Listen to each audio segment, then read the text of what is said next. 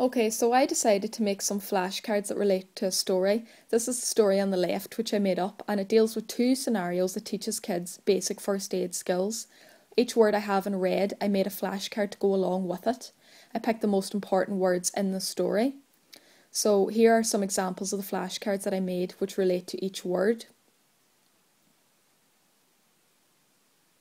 How the game works is Niall would go into the class, introduce himself and whatnot, then he would hand out a random flashcard to each child in the class. Niall then would start to tell the story. One day John's looking after his little brother Martin. He notices he's going to cycle his bike, but there's something missing. Niall then would ask the class, what does he need to put on his head? So the child then with the helmet card would say, a helmet.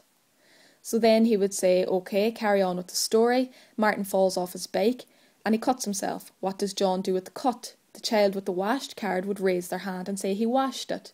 Yeah, carries on with the story. What do you put on a cut? And then the child with the plaster card would put up their hand and say a plaster.